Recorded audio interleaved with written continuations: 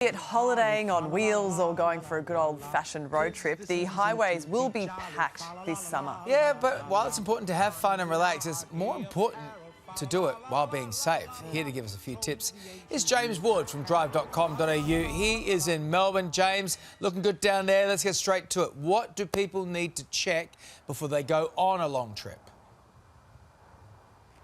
Yeah, look, morning guys. The big things that you need to know when you're going to be out there towing, especially if you haven't done it before, are your weights. And there's a lot of different weights you need to consider. So you've got a tow vehicle like our Amarok here, has a tow rating of 3.5 tonne.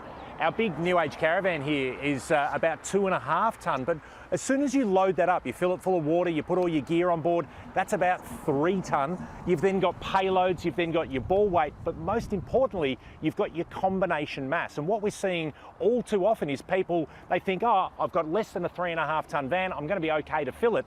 But then they stick the family and a canopy and all their gear inside the car, and they're overloading that combination mass. And that can get you into a lot of trouble because, A, if you're overloaded, it's unsafe. But if you do have an accident while being overloaded, odds are your insurance is not going to pay it out. But what we've got today, we can show you some of these things that if you are towing, you can be mindful of before hitting the road. And we'll show you what we're doing with hooking it up, but even some of the technology that's available today. Okay, talk us through some of the John things here from UH, he's going to connect.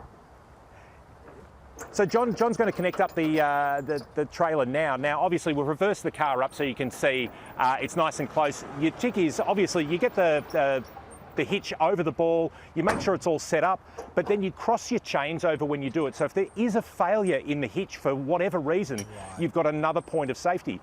You can see on the drawbar there, this thing's got a trail-safe brake system here. So if something does happen and this pin gets pulled, so if the trailer gets separated from the car for whatever reason, it will automatically apply the brakes on the trailer. So they're just things to remember that you do have some technology available.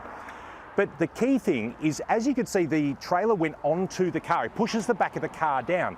That's known as the ball weight. And generally, it's around 10% of the weight of the trailer is the weight that trailer pushes down onto the car. That weight contributes to the payload of the car. And I know I'm throwing around a lot of terms here and a lot of things. You kind of need an Excel spreadsheet to work it out. But it sort of points that if you are thinking of getting the car and hooking up a van or a boat or something, you actually need to think of a lot of stuff before you get out there on the road to make sure that it's nice and safe. Yeah, it's not as simple as you think, is it? So once you're out on the road then, how long does it take to get you out there, and how safe are you once you've got all this attached? Look, so if you're doing it properly, and our tip is always to have a bit of training, either speak to your someone from the local caravan industry or your local caravan seller, or even a friend who's done it before, just to help you out. The tips to then go, well, let's check the car. So make sure your car is operating as well as it can. Check your tyres to make sure that they're in good condition, they're at the right rates. You can use a public weighbridge. So what we always suggest to people, before you head out onto that road trip, do a dry run. Load up the car, load up the trailer, load up the family. There are weighbridges that you can find. So in Melbourne, there's one out on the Eastlink Freeway. There's a McDonald's there to feed the kids when you're done.